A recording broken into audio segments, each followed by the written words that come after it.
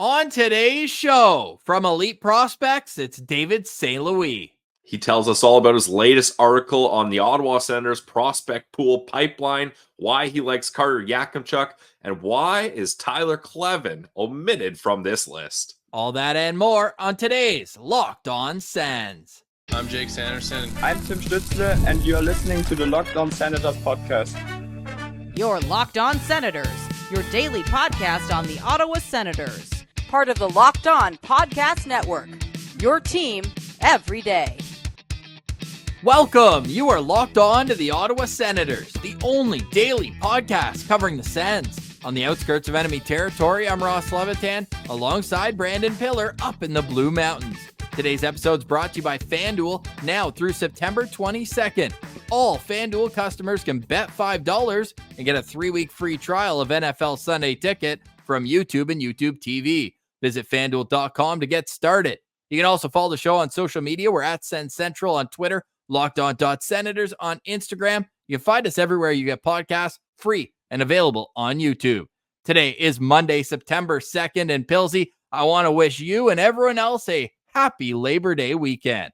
Yep, it's a great long weekend. Kind of, I don't know, Ross, do you feel like this is the end of summer, Labor Day, or do you think I'm one of those people, I'm like, September's still summer. Like, let's not call this the end. Although, Ross, I wouldn't mind calling it the end of summer if that means we get to Sens hockey quicker. So I'm kind of on the fence how I feel about that, actually. I'm more of a Thanksgiving guy because that's when the fall spirit is there. And obviously Halloween, you're deep into fall by then. But once you see the turkeys coming out and you get the sweaters on after 5-6 p.m. when the sun starts dipping, that's when it's fall. Not when I'm walking home and it's still 20 plus degrees outside. So you're wearing a sweater right now. I know, but my air conditioning is always consistent in the house, but you can't be wearing this outside. I'm already ready for football season. I got the toques going and everything else. All right, Pilsy, Elite Prospects.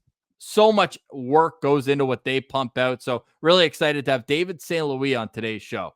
Yeah, he's one of our favorites over there. I think I've watched every single, I believe it's called the film room studies that he does, where it's like an article mixed with videos to back up what he's telling you about.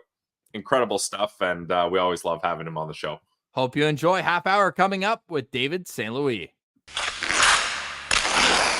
All right, we now welcome a very special guest back to Locked On Senators. It's David St. Louis. You can find his work where he's an NHL analyst and prospect writer at Elite Prospects. David, welcome back to the show. How are you doing today, sir? I'm great. You? I'm doing fantastic. Now, your outlet does a countdown every summer where you rank the team's prospect pool. And this year, Ottawa was 25th. Before we get into the team and where you see certain players there, the day before you put out a top 100 prospects where Carter Yakemchuk was 36. We know the Senators have traded first-round picks in back-to-back years before this one. So it's not a surprise to us that there's only one player on this list. But the first sentence says you could argue he could be 20 spots higher. So why was Yakemchuk settled at 36 on your list? Yeah, you absolutely could. Honestly, it's just a matter of balancing upside and the certainty of his projection and market value, and personal preference. You try to balance all of those factors when you make the list. So based on upside, he could be this kind of number one defenseman who is an elite power play player, and that would push him 20 spots up the list and even higher, honestly. But there are more question marks with him than other defensemen that were in the 2024 draft and maybe that were around him on that list. So those question marks drag them down a bit, and we tend to balance, like I said, upside and certainty, and that the result of that equation landed him somewhere in that spot. So he could be higher based on upside, but other things push him down a bit. Well, that leads to my first question, David. Were you surprised when the Ottawa Senators went with Carter Yakemchuk? Because Ross and I, when this pick was coming up, Ross was a Zeev Bouillon guy. I was a Zane Parekh guy, and we looked at each other and we embraced and we said, we're getting one of our guys. And we had a moment where we're like, even if it's your guy, if it's my guy, we're going to be happy. Even if it's Sam Dickinson, we are getting a player that we have really polished and we really like here. And this is going to be great. And then Carter Yakemchuk was selected, and we kind of went like, Okay. Like, we like Yakemchuk. We see the potential. We like the physicality. We like the goal scoring, right shot defenseman with size. This is still all good. But when they made that pick, was it like, for you, classic Ottawa pick here and you're not surprised? Or were you like, man, they left a lot on the table here? No, I didn't say that, but I think it is a classic Ottawa pick because they tend to value size, looking at their prospect pool and Yep. physicality, and Yakimchuk has that. So you you should be excited about this pick because out of all of those defensemen, he's the most exciting. It's just that he has the most question marks, but in terms of pure fun, like watching him develop, it's going to be really interesting for you. Just following him next season, the highlights and all of this. So he needs to round out his game, but I think he is a typical Ottawa Senator. He's going to fit well inside the team. They have a need for right shot defensemen. So I think it was always going to be a right shot defenseman. And Zane Perek, he's not like, he's a bit different from what they usually draft. So I was not surprised. We had him lower on our list for the same reason I explained for the top 100 list. Like, there is more question marks, so he's a bit lower. But in terms of upside, he has that first line potential and first power play, and it's just that he need to improve his rush capping, his defensive awareness, and his footwork in certain aspects. So we always talk too much about skating at Elite Prospects, but in general, like, it's the speed is really fine going into zone. It's good even, but agility and all this, if he can develop his defensive footwork and become more aware, and that's going to help him develop a lot and earn the minutes to really make his offensive skills shine. So he's an exciting prospect. It's just that more question mark again. And you look at him play and the numbers jump out: 30 goals, 120 penalty minutes. Playing on a Calgary Hitmen was in a part of their cycle where they weren't as competitive. So he was tasked with being that do everything, go out every other shift, and dangle everyone, like the video that you made during the lead up to the draft, which we'll put the link into, because some of those highlights, I mean, he's doing a spinorama through two defenders. Some of the moves are amazing for a 5'10" player, let alone a 6'3" defenseman. So I'm really interested to see his season. Do you think that his best development path is in Calgary, or would you like to see him? We've been hammering the table. Hey, if it's not working, go to Medicine Hat, go to somewhere that they're building for a cup run. Do you think that would help place him better, where he doesn't feel like he's trying to do absolutely everything out there, and maybe in that way hurting his defensive game? Yeah, I'm thinking of Pavel Mintyukov of Anaheim. He was mostly an offensive defenseman in his draft year, and then he was traded to another team. I don't remember the team. Ottawa. It was Ottawa. Oh, yeah, 67s. And he, yeah, that's true. And he learned to play a completely different style that prepared him much better for the NHL. And he showed he could adapt his game and really fit a different kind of system. And that's really good for prospects, because you don't want them to become set in their ways and just play hero hockey all the time. So if he can learn another system or other tactics, it's going to help him become more diverse and just help his development in general. So I think you're absolutely right. I would like a trade. It's just that he has so much value for that team. I'm not sure it's going to happen. And to that point, like, playing in a system like this where you can, I'm also thinking of Evan Bouchard in this draft here, who's allowed to do everything on the ice because he was the main part of quarterback. He was the main guy who generated offense. He ended up fine anyway, but he's still playing that kind of same style in the NHL, that he found a perfect fit for it. So we have these two players who had different junior pathways. Not that it would have turned out differently if they didn't get traded or anything, but like, you can see how the defensemen can get really set in how they play, and how their development can be influenced by a trade too.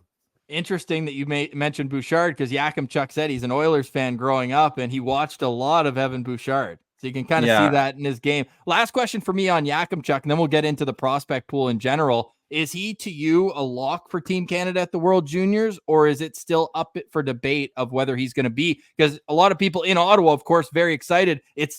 We're hosting it. We need to have a Sens prospect on Team Canada. Yeah, I'm not sure. It's always a game of reputation and all this with Team Canada. And honestly, it's sometimes hard to understand their selection. It could be like he has the physical nature that they like. He has the size too. So there are many elements in his game that they like. Maybe if they have too many offensive defensemen in the team, they might not select him. But I think he should be in there, honestly. And mostly because I want to watch him on that stage. It's personal more than anything else, because it's going to make the game really interesting, and I want to see him in a different kind of setting, just like you said. And it's some with different teammates and different system. How does he perform? Can he adapt his game? If he answers those questions this year, he might be way higher on our top 100 next year. So that should make you happy. Yeah, definitely. Now, a final one for Yakemchuk for me. When the Sens drafted him, how much did that affect their movement in your list? Like, let's say there's no Carter Yakemchuk on this list. Do they remain where they're? Well, they would have selected someone 7th overall, but how much did him being the top prospect for the Senators affect them being 25th ranked in your list? Yeah, if you remove him and don't add anyone else, they would have fallen down the list, like maybe at 32. Like, because it's a deep prospect pool, but a pretty weird one in the sense that there is Yakemchuk at the top, and then you can argue for any kind of ranking after that for prospects. Like the guy who we have at number 2 isn't in your top 18. You want to get into this right now? You want to get into this? I mean, now's the time to get into this. Yeah. Okay, I opened that door. Let me ask you this philosophically. Do you think that there's any truth to, and scouts in general, not just at Elite Prospects, where you make a decision on a kid maybe too young, and then that reputation of how you viewed them in the past affects how you viewed them 3 years later, or 4 maybe in this case? It does, but you learn to not think that way. Like if Javon Moore doesn't perform next year, he's making a pretty big jump, honestly, to the NCAA straight from high school. Like if he doesn't perform, maybe we give him a year of leeway and don't move him too much on the list. But if the second year he doesn't perform, he's going to fall down a lot. Like I think we've gotten better at this, but yes, there's truth to that. But we learn to see that bias in our work after doing it and doing it and doing it. So yes, there's some truth to this. And for some scouts, it's even worse. I think we're getting better at this, to not hold on to our draft year evaluation too much. It's about rewatching those prospects and taking the time to really re-scout them after. And that's a bit hard with the draft cycle and everything, but we watch everyone on this list again for this prospect pool ranking. Definitely. And it was during the pandemic. Senators have the 2020 draft. Everyone's excited about it. And we're looking up the second round picks. Yarventi goes, oh, what's EP think about it? Oh, Tyler Clevin goes, and we look to do not draft player for Elite Prospect. Yeah, that was too much. Since then, in 140 games between college and the AHL, he's a plus 40 player. He's got 25 goals, 20 in college. Like, why is he not a top 18 prospect for the Senators? That it's just because he's not eligible, I think. No, he has to be. I mean, Max Ganette's played 3 years in the AHL, and he was on the list. No, we thought eligible. This might be a prank against us, David. No, the Locked On Sens boys are not going to like this. Why is he not eligible? He played 6 games in 2 different seasons. He's not color eligible anymore. It's a pretty weird rule, but it works like this, and we just have that's our. So he played 8 and 9 games. So I guess that's the Calder. That's okay. There we go. Well, that begs the question: where would he be if he wasn't omitted because of his eligibility? Number 2. That's a good question. I have to think about it, but maybe second or third. Okay, We're good. Cool. Yeah. We're cool. We're good. Hey, we're cool with that. We're cool. Stand down, Ross. Stand down. Okay. Yeah. Okay. But it does. We might adjust this criterion for next year, because we ended up removing some players that were just like on the cusp, like Tyler Clevin, that we wanted to put in, but we just couldn't. But it's hard to find something that's really good and doesn't exclude someone we want to put in, but doesn't put too many players. It's pretty hard to figure out. We're like the Tyler Clevin fan club. Great family. We got to know them. Obviously, we love North Dakota. So we just wanted to make sure we bury the hatchet there, because we think that he's going to make the NHL this year and be that kind of bottom pair. Everybody loves Arbor Jackeye. Well, Clevin doesn't fight like him, but he's kind of built like him in a way, and he's 6'5", 6'6". So I'm excited to see what Clevin does. But again, that makes sense that he's not Calder eligible, 2 seasons with more than 6 games. So he's not in the mix here. So let's go from the player who I think is closest to the NHL in Tyler Clevin to maybe one who's further away with a huge jump. But you mentioned the name, Javon Moore, 4th round pick this year.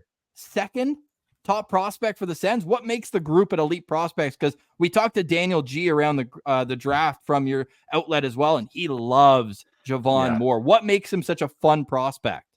We kind of had to put him there because we value him that much and more than most outlets and most scouts. But there's just so much potential in his game. And making that list, it's hard to balance just again, we want to balance upside and how close they are to an NHL and certainty, but we ranked him pretty high in the 60s, I think. I don't remember the exact rank, but he's 6'4", not 6'2", like he's written everywhere, and he has the power game, and it's not just that he can bulldoze through defenders and get to the net, but he also has that kind of Stephen Holiday playmaking game where he turns back and hits players coming behind, and he really sees through defensive layers. So he has that playmaking game and the power game. The issues are that he's a bit older and he played high school hockey and he was a physically dominant player. So that adds a bit of uncertainty to his profile. But honestly, the tools are so interesting, and that he has such a good playmaking game on top of the power. Like, it's a rare package in a 6'4" frame. So I think he belongs at number 2, but you could argue that he's less certain than other players and put him way down the list too. Hope you're enjoying our chat with David. We'll get right back to it. But first, Pilsy, you got a word from one of our favorite sponsors. I got a little too excited there because I love talking about FanDuel. You guys have heard us talk a lot about FanDuel, America's #1 sportsbook, the official online sportsbook of the Locked On Podcast Network.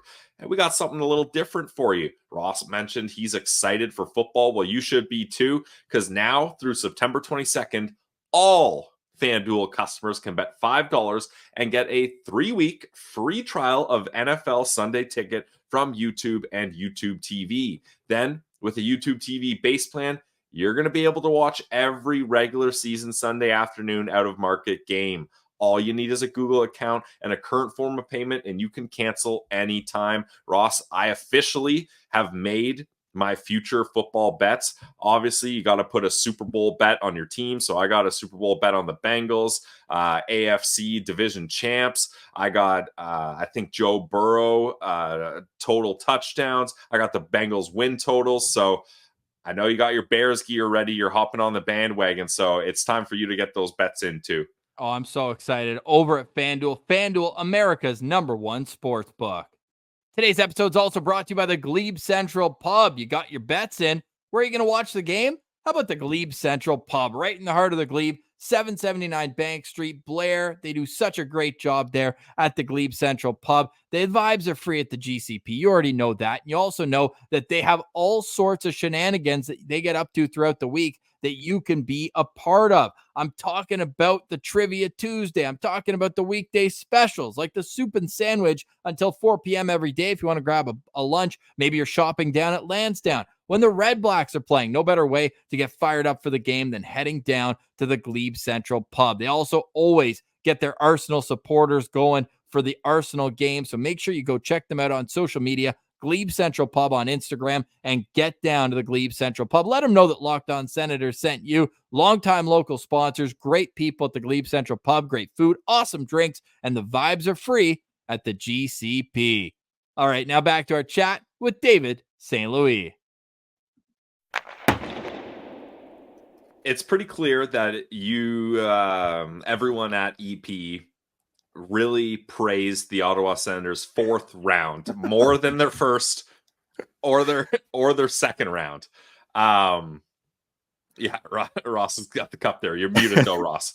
But yeah, the 4th round for the Ottawa Senators was a very interesting one because based on all the write-ups and where you have people in your rankings, it seems like they got a lot of great value in the 4th round.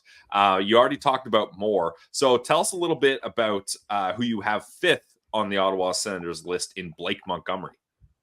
He's a similar type of player. And I was re-looking through the list, and I think, again, Senators really value size in their prospect. But on top of size, the reason we like their 4th round that much is that they added skill and size at the same time. Yeah. So by doing that, they forfeited some certainty, and these players might not play. They're more boom or bust, but they're higher upside than who they usually draft around that range. So that makes it really interesting, and we like that kind of philosophy in the middle of the rounds because that's where you take swings, because those players, even if you draft someone that's maybe more of a 4th line projection, you might not play anyway, so might as well swing for the fences. And Blake Montgomery is someone who improved a lot this year. Like he had the tools last year, but his skating wasn't that great. Now we gave it an above average grade, so it really developed in terms of technical ability and also output.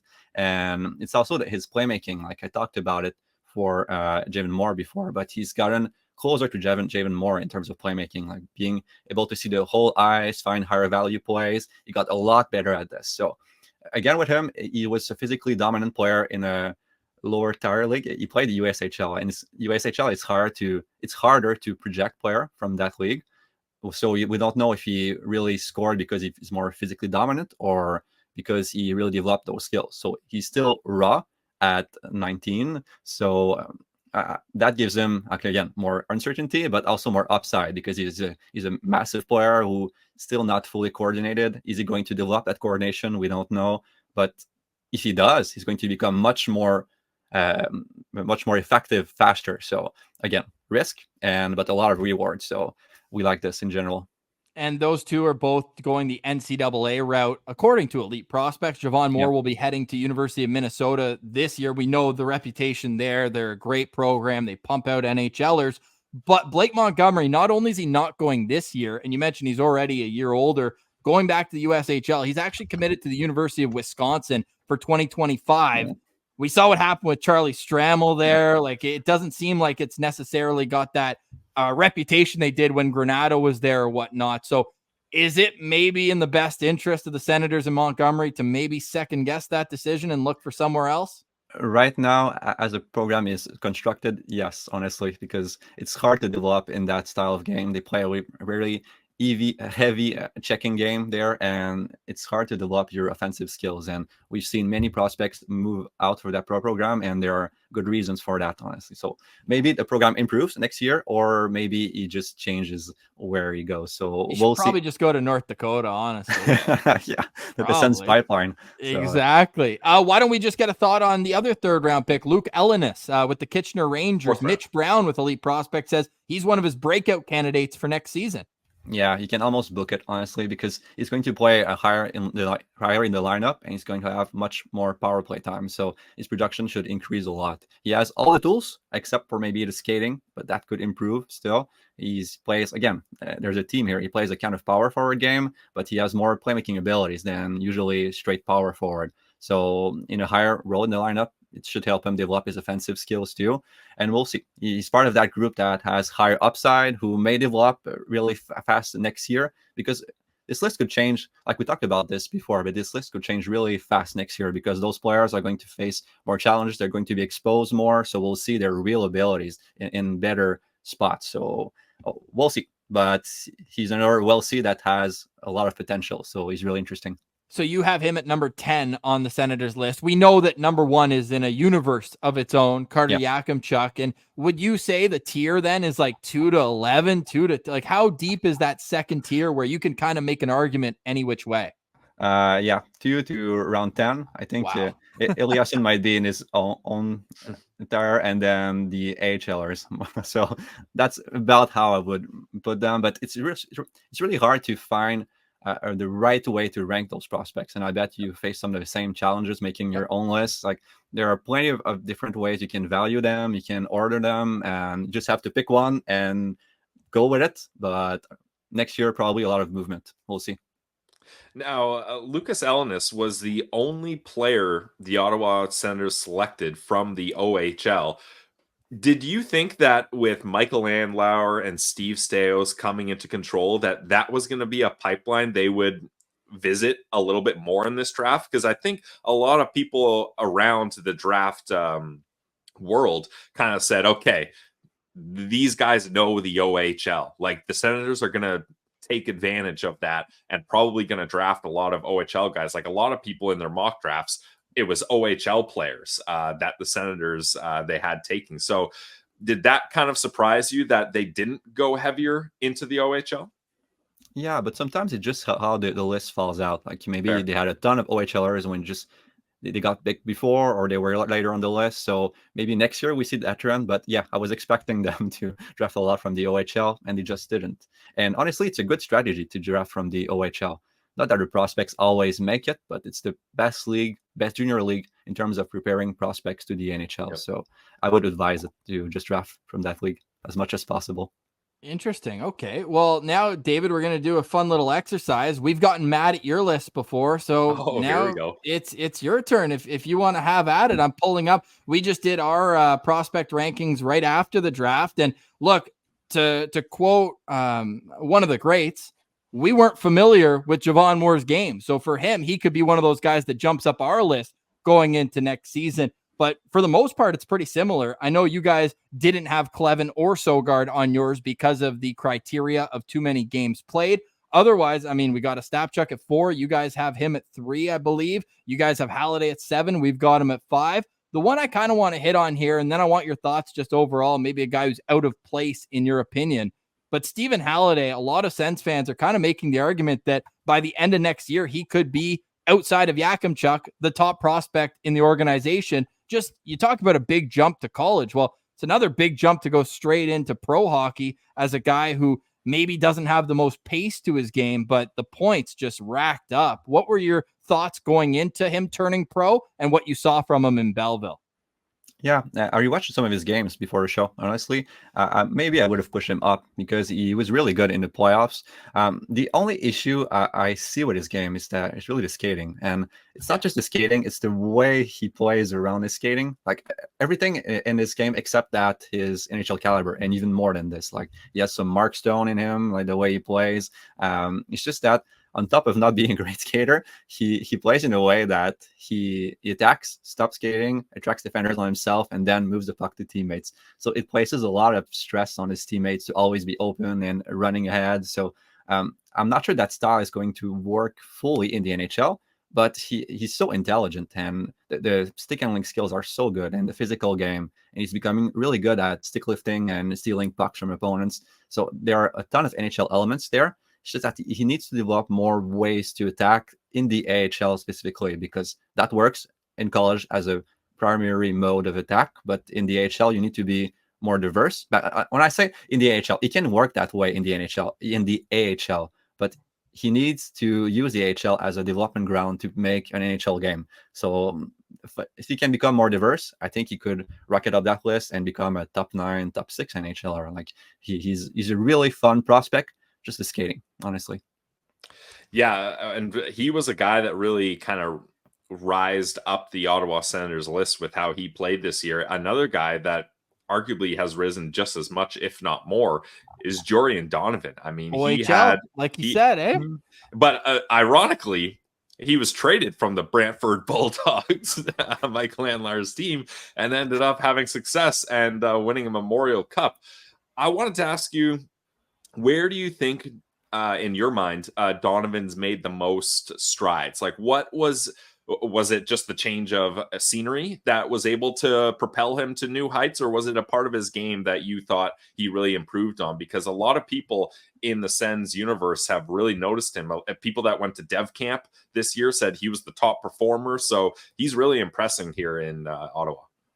Yeah, it's really all about his motor. I think that's not the thing that he improved the most, but what he improved the most is his defensive metrics in general. Right. Defensive game, he got much better at absorbing rushes and shutting down the position stop players. But he's a player that stands out because he has such a great motor and skating ability. Like he's a graceful mover, he's fast, and he works very hard. So in a kind of setting like this, I think it's normal that he stands out, and that's going to maybe propel him to the NHL. It's just that to become a certain NHLer, he has to develop his handling skills and his reads all over the ice too. He's more of a player who works hard than tactically thinks the game. So it's all about developing his defensive anticipation and being capable of playing a hard-working game and a fast game, and also slow down, let the game come to him and make those reads, so conserve energy. It's about finding a balancing act for him. I think he's going to be able to do this. The upside might be a bit more limited with him than other players, as we saw it, than other players we have higher on our list. But he's a more certain NHLer than the high schoolers and all those prospects that are more boom or bust. Well, he's one of those guys that you guys have been fans of from the jump. Ottawa takes him 136th in the 2022 draft. And just looking back at your draft guide, which is always a must buy every year, it's worth the price of the premium subscription on Elite Prospects in and of itself. You guys had him at 73. on your pre-draft ranking. So clearly you guys saw that sort of effort and energy, because a lot of Sens fans, that was at the time where the friendship tour was continuing. A lot of connections whenever someone was brought in, and we're like, oh, they drafted their player development's kid. But it obviously looks like a great pick now, where the fluidity of his game is just something that's going to propel him to be an NHLer, we hope, for years to come. Final question for me, David. I know I teased it before, but out of our list, who's the most misplaced in your opinion, whether it's too high or too low? If the audio listeners, I'll give you a second to read it and make up your mind. We've got Yakemchuk number 1, followed by Kleven and Sogard, of course, not eligible for the EP list with games played in the NHL. Then Zach Ostapchuk, Stephen Halliday, Jorian Donovan, Levi Marilainen, Oscar Pettersson, Tyler Boucher, and Gabriel Eliasson. I think you value certainty or closest to the NHL more than us. So that's a really good list based on that criterion. The only player I see that's maybe a bit high is Oscar Peterson. We have him down on our list. I talk about Jorian Donovan being a worker more than a high-end thinker of the game. It's a bit of the same thing with Peterson. Like, we like his game because he's a high-energy player, but he needs more dimension to make it. Like, it can't be just a forecheck, backcheck, and going to the net. Like, the playmaking ability has to develop a bit, and his handling skills too, and his passing game. So he needs more offensive dimension to become a better NHL prospect. That's why we have him down the list, and we gave him an F grade in his draft year. And that's maybe what you said before. Like, we hold on to the projection we made in the draft year, but he didn't play a lot last year, so that didn't help either change our projection. That's the only player I would say like is maybe out of place. The rest of the list is really good in terms of valuing how close they are to the NHL, upside, and a bit more certainty than us in general. Pillsy, you know what he doesn't know what we include in our list? Who's friends of the show? We've been known to have a slight bias on this show. That's fine. That's fine. you know these players. So hey, Pistol Pete, and the thing with him is like against his own age group, he was filling the net, but it's like, how is he going to be an NHLer, and what's he going to be able to do night in, night out? Now, he knows what kind of player he is. The guy who he says he models his game after is Patrick Hornqvist, where it's like, physical, hard, right? So that's what he wants to be at the NHL level. So we're in his corner for sure. Yep. I like that. So final question for me, and then I know you got one, just because you had Marilainen on your list, and I know that you have Sean Shapiro, who does a lot of the goaltending stuff there. But what were the conversations like with him in terms of is Marilainen ahead of Sogard? And I don't mean to put you on the spot, because I know goalies are different. Goalies are weird. We're goalies. The true answer is I don't know, honestly. It's really at Elite Prospects even more than other places. Like, we have some skater scouts and goalie scouts, and we get input, and generally the goalie scouts know more about the skaters than us, and they put the player on our list at the right spot where do they think he belongs. We try to be a bit more complete in our evaluation of the draft class. When we scout a draft year, we try to know the goalies a bit more so we can better slot them in our list. But when it comes to a ranking like this, it's really, you should ask Shapiro, honestly, because I would just be speaking and not knowing what I'm talking about. Well, we'll have to get him on the show. Final question for me, David, and I think I have an idea of where you're going to lean on this, but when you take a look at the prospects you've ranked for the Sens here, you've made it clear, and it's obvious what attributes the Sens like in prospects. Size is certainly the top one, and then size, and then if you have more size, they like that as well. So what, in your mind, is the one attribute that is really missing from this entire prospect pool for the Ottawa Senators? Because we've tried going down the route of getting like a 5'8" skill guy, but Abramov didn't pan out. So, well, Sens didn't draft him. No, but we got him. He was in the prospect pool for a while. He was really fun. Junior. He was, He was a player who worked harder than his skills were good, but not great. And it was in the AHL, he was awesome. Him and Rudy Balcers were like these undersized guys just flying around out there in Belleville. Yeah, you have to be careful with AHL projections, because these kinds of players tend to work very well in that league and not make the jump all the time. But that's another conversation. I think it's about the thing they could maybe value more, hockey sense. I think they've gotten their pool is smarter as a whole, I think, now. But in terms of valuing anticipation of the play and processing ability and being able to control the flow of the game, manipulate it by downshifting, not just, I think many of their prospects are flashy in terms of hands and maybe skating ability and their size. They stand out on the ice, but they don't control the play as well, except for Holiday. And like they have some of that in their pool, but he stands out in that pool as someone who controls the game more with his hockey sense than his tools, I think. And they could maybe add a bit more of that in the next draft. But I feel like they valued that anyway with their fourth round and the way they drafted in the starting from that round in the last year's draft. So I think they value that in a way, but maybe not as much as size and overall tools. Love the insight. Thank you so much. That's David St. Louis from Elite Prospects. Make sure you're following him on social media, David St_Louis. And as I mentioned, I mean, the Elite Prospects premium subscription it should be more just based on the draft profiles, and then you get the game logs, everything we use on a daily basis. So it's our we really most used appreciate tool for sure. Yeah, definitely. And it is always around draft time. You. So final question for me, David, in 60 seconds or less, the 2025 draft. Should we already be getting excited? Are there a lot of high-end players in it?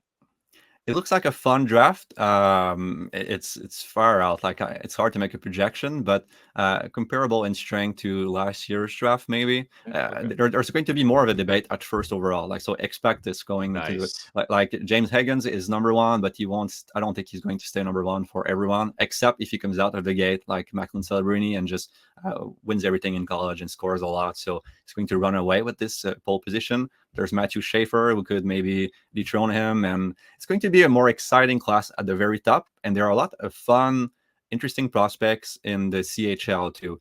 Big players who are smart too.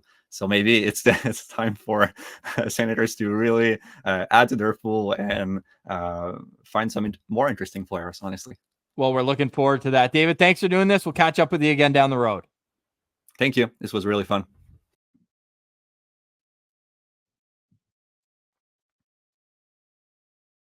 All right, Pillsy. Stick taps to David for joining us. Really fun conversation with him. Final thoughts on today's show. Well, final thoughts for me is there's new news on Sens prospects. We love to hear that. And Ross, it's also nice when it's just from one team. The Kitchener Sens have named 2 Sens prospects as their captain and one as an assistant captain.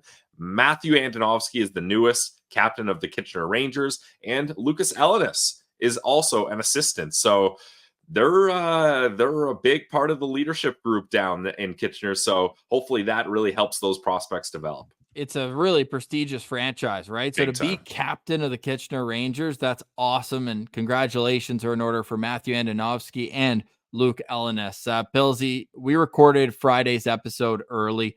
It was a Ring of Honor, and we then learned Friday morning of the passing of Johnny Gaudreau, star for the Columbus Blue Jackets, and his brother Matthew, who played alongside him at Boston College, and just a heartbreaking situation. And there's nothing we can say here but offer our condolences to everyone who's been affected all across the hockey world, ourselves included. Like, Pillsy, for me, this hits home for a couple of reasons. One, I mean, Johnny Gaudreau's your age, 93 birth year. I'm 92, so they're basically our age. And then, you know, Matthew's wife expecting their first child. It's just everything you read. It's already so tragic, so heartbreaking. You know, they're home for their sister's wedding, and it's there's no words really. And it'd be remiss not to mention it. And the fact it's episode 1113, Gaudreau's jersey number, and you know, someone pulled up a clip of the hockey. You know, there's just all sorts of, like, you know, parallels and situations, and my heart just aches for everybody who's affected by this. Yeah, it's just brutal. Like you said, the more you learn about the story, the more heartbreaking it is, especially with the families and kids and family events going on and stuff. Ross, I like that you found that thread of that person on Twitter that tweeted out all the spots where if you're at a game and you need a ride home and you need to leave your car there so you avoid driving drunk.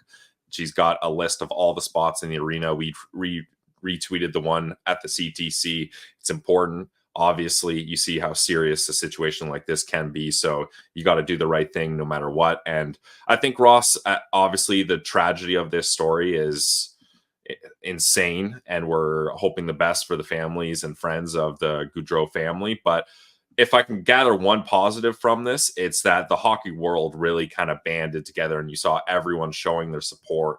Everyone from no matter what fan base or what media outlet was talking about all the good memories of Johnny Gaudreau and what a great teammate he was and things like that. So definitely tough news, but it's good to see that the hockey world is kind of united and everyone gave a moment for the Gaudreau brothers. And more moments, plenty to come. I'm sure they'll be honoring Johnny Hockey, as he was affectionately known throughout the NHL season. People are saying maybe his number belongs in the rafters and never to be worn again by the Calgary Flames. We'll see. But I'm sure, as you mentioned, the NHL, they come together in these tragic moments. And obviously you wish there were less and less of them.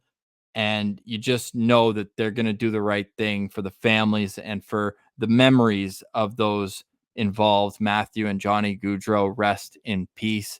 And don't drink and drive. It's as simple as that. Just don't do it. So we're not going to do a normal extra for today's show. We'll just leave you with that, and we'll be back to talk more on Wednesday. That's Brandon Piller, and I'm Ross Levitan. This has been Locked On Senators.